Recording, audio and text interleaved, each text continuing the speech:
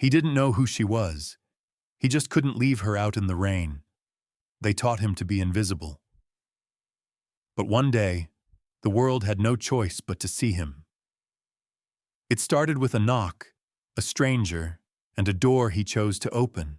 His boots slapped softly against the wet linoleum as he stepped out of the janitor's closet, keys clinking against his hip, the weight of another silent day pressing between his shoulder blades. He checked his watch. 5 minutes late. Nia hated waiting. The hallway smelled of pencil shavings and floor wax, flickering with the greenish buzz of overhead lights. His breath fogged lightly in the cold air that always settled this deep into the school. He exited through the side door, and the sky was already falling in sheets. She stood under the narrow metal awning, soaked to her socks, arms crossed, hood too small. Her lips were tight, not angry, just used to it. He pulled off his work jacket, gray, worn at the elbows, and draped it over her like a ritual. She didn't say thank you. She never did. But her fingers grabbed the sleeves, holding tight like it mattered. At the bus stop, a mother nudged her son aside, avoiding eye contact. The bench was full, but no one moved. Eli stood there, Naya in his arms, her cheek resting on his shoulder. He didn't ask. He never asked. The boy across from him stared for a moment, curious maybe, before his mother's hand tugged him around. Rain streaked down the glass, the bus a long time coming. His back ached from the shift, from the cold, from being who he was. Someone you didn't talk to unless something broke. He breathed slow, tried not to mind. But when the bus pulled up and the driver didn't nod, didn't say anything at all, Eli noticed. At home, the heater made its usual struggling groan, fighting to warm the thin walls of the trailer. Nia dropped her backpack by the door and rubbed her hands together near the vent. The dog, an old mutt with a limp and cloudy eye, padded over, tail thumping once before curling at her feet. Eli set 2 mugs on the counter, half full with whatever coffee was left from that morning. He didn't drink his. Instead, he ran his fingers along the wooden spoon nailed above the sink. It was carved by hand, rough around the letters. Sea people. The only thing his father ever left behind that lasted. Outside, the rain hadn't stopped. From the kitchen window, the world blurred. Red taillights, plastic bags tumbling in the ditch, a flicker of lightning in the distance. When he looked back, Naya was drawing on a napkin with the end of a broken crayon. The sound of the heater, the dog's breathing, the rain. It was enough. He stayed late the next day. Always did on Fridays. The school emptied like someone had pulled a plug, laughs and sneakers fading fast. He was mopping near the east doors when the security guard passed by, holding a black trash bag at arm's length.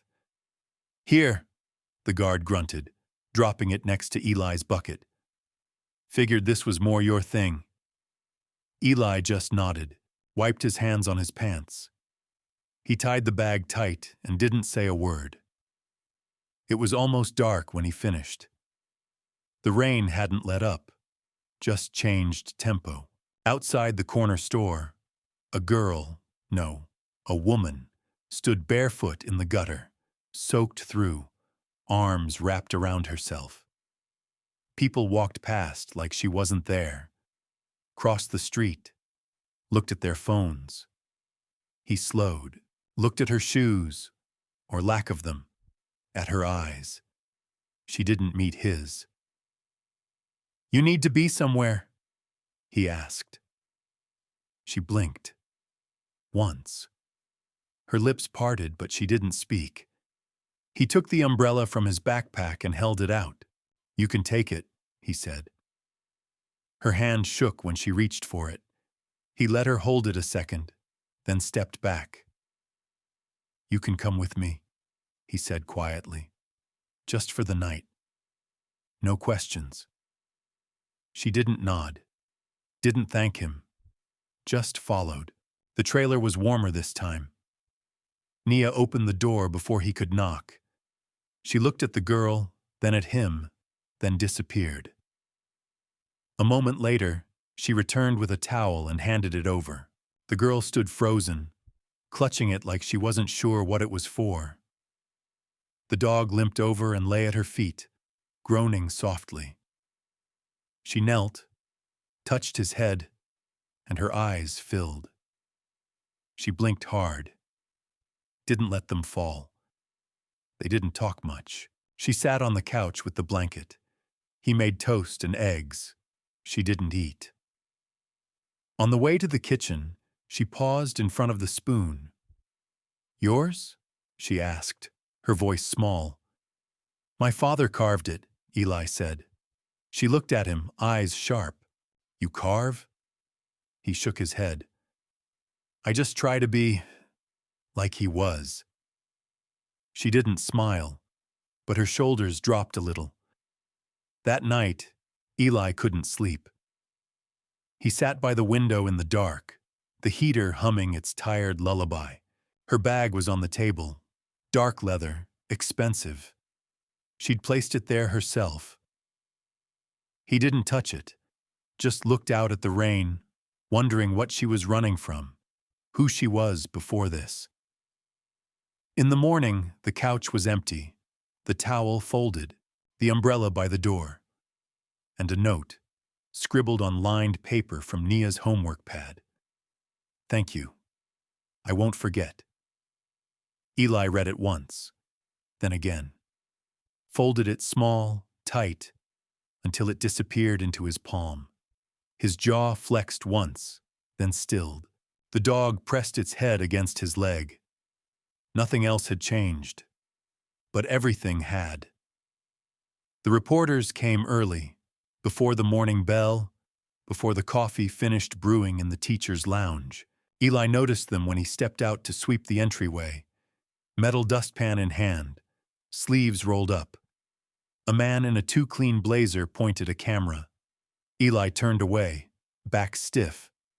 Inside, voices buzzed louder than usual. Something had happened. He felt it before he heard the words. "Someone left a check," a teacher whispered near the copier. "No name, just a donation.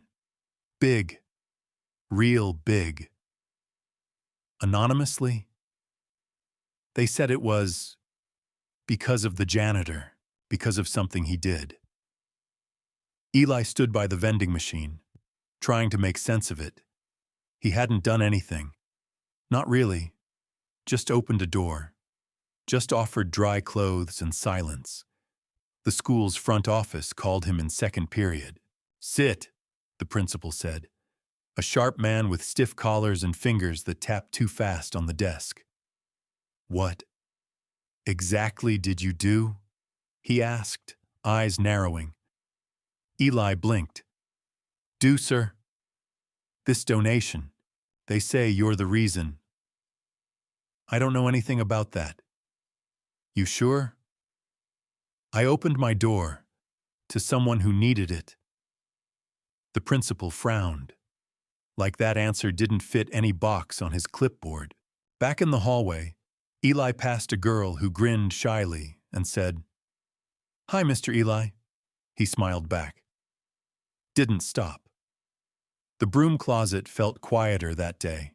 He sat on the stool during lunch and remembered a different room, years back. The factory break room. He'd been younger then, stronger maybe. His friend, Marcus, had been blamed for a mistake he didn't make. They were all supposed to keep their heads down. But Eli had spoken up. Just a few words. It cost him the job. Marcus said thank you. The others didn't. He never told anyone about that. After lunch, a young teacher, first-year nervous type, caught him fixing the latch on a locker. "You're good at that," she said. "It's just screws," Eli said. "No, it's more than that." He didn't reply. just tightened the hinge and closed the door carefully, like it meant something. Later, he found a drawing stuck to the bulletin board outside the library. Crayon on lined paper. Him, holding Nia's hand. The dog, too, lopsided but smiling. Above them, the kindest man I ever met. No name, no signature. He touched the edge of the paper, thumb pressing into the curl of the corner, just for a second. At dismissal, a commotion rose outside the classroom. A mother, dressed sharp, high heels clicking, stood by the door, face flushed. "Why is he talking to the children?" she snapped, pointing. "He's a janitor, not a counselor, not a role model." The hallway fell silent. Teachers looked away. Students stared. Eli didn't answer, didn't look at her. He turned and walked slowly, each step echoing too loud in the quiet. He sat on the back steps until the rain started again, watched it bead on the pavement, watched the sky fall. Then came the scream. A boy, no older than 8, had been playing near the old drainage culvert. The grates gave way. No one saw, no one but Eli. He didn't run. He moved. Precise. Controlled. Through mud, through panic, through shouting adults who froze. He dropped to the ground and reached into black water. Grabbed cloth, skin, something. Pulled. Hard. When he lifted the boy out, soaked and coughing, the crowd behind him stood still. Inside the school, the hallways were filled. Children lined the walls, teachers, the principal, all quiet. Eli stood, water dripping from his sleeves, his face unreadable, calm. One teacher clapped, just one, then a second, then the children joined.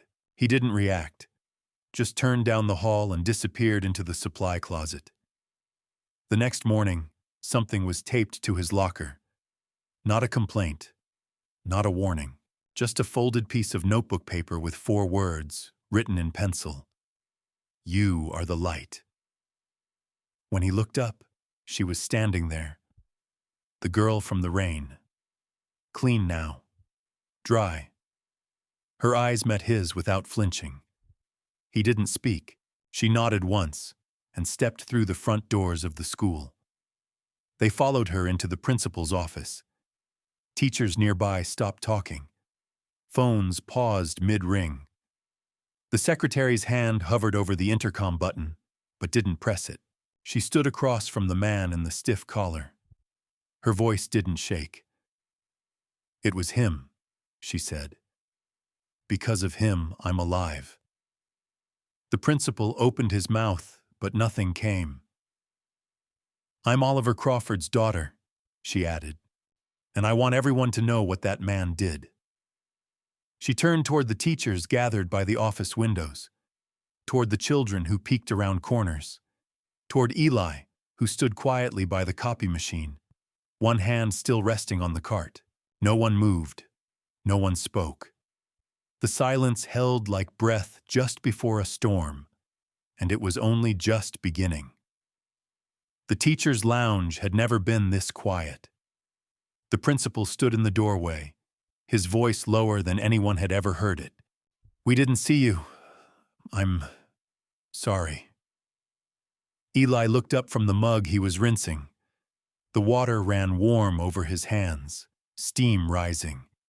He didn't answer, just turned off the tap, dried the cup, placed it back in its place on the shelf. The door clicked shut behind the principal. At first, no one changed. Not really. They avoided his eyes in the hallway, offered clipped greetings if they spoke at all. One teacher muttered under her breath by the mailboxes, "What? He's a saint now?" But the kids always see first. They started to wave when he passed, tug his sleeve, ask for help with jammed lockers, with broken zippers, with nothing at all. One hugged him in the stairwell. Another left a candy bar on his cart. It was the father of the boy he'd saved who broke the silence. He came to the school one afternoon, unshaven, sleeves rolled, eyes wary. He looked around like he didn't want to be seen. Then he found Eli near the playground, adjusting a bent railing. The man held out his hand. "I said things," he began, then stopped, cleared his throat. "Doesn't matter, just thank you." Eli looked at the hand, then shook it. The grip was tight, then eased. The man's eyes dropped. A week later, the school board called. They wanted to offer him a position, coordinator of student well-being. Better hours, better pay, an office. He sat in the meeting room, staring at the papers they slid across the table. "You'd be perfect," said one of the board members. "The kids trust you. The staff's come around. We just think you've earned this." Eli leaned back. The chair creaked. He rubbed the bridge of his nose, thinking. "I didn't ask for a title," he said. "No," the woman across from him replied. "But we need someone who sees what others don't." He tapped his fingers on the table, then nodded slowly. "I'll take it, on one condition." They waited. "Half my salary goes to student meal programs and supplies. Quiet kids, the ones no one notices." A pause, then, "That's unconventional." He looked them in the eye. So was all of this. They agreed. She came back too. Not just as a thank you. She never spoke in public again about what happened. But she stayed. People whispered, of course. Rumors wrapped around her like smoke. Rich girl gone rogue. Billionaire's daughter. Scandal, rehab, something. Eli never asked. She volunteered. Helped with grant applications. Repaired music room shelves. Sorted uniforms for the lost and found. Quiet. Focused. Unnamed.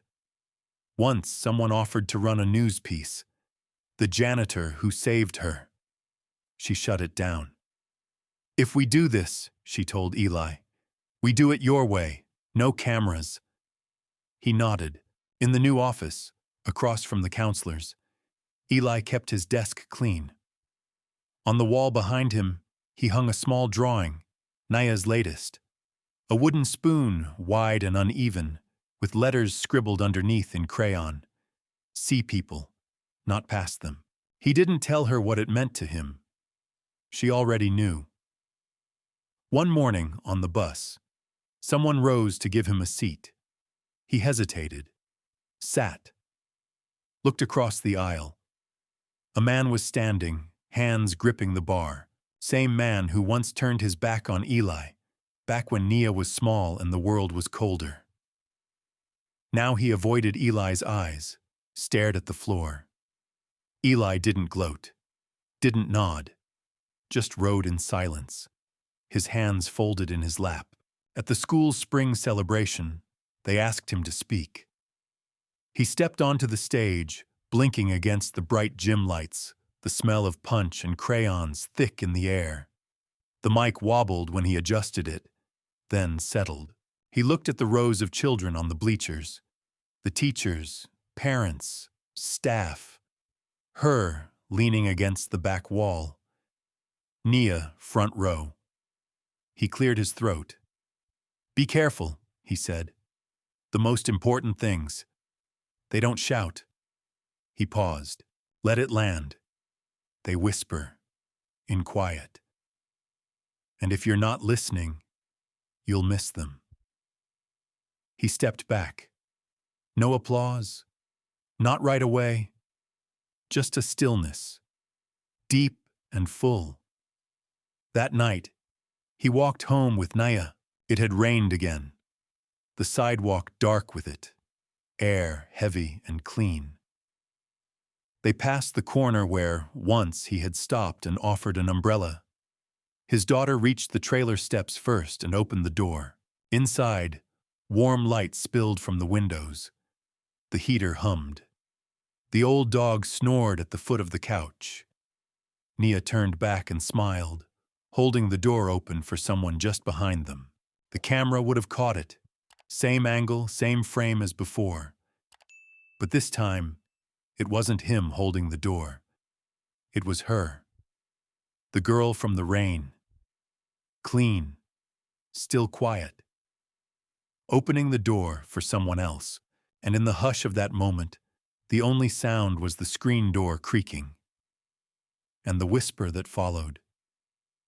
He just didn't walk past.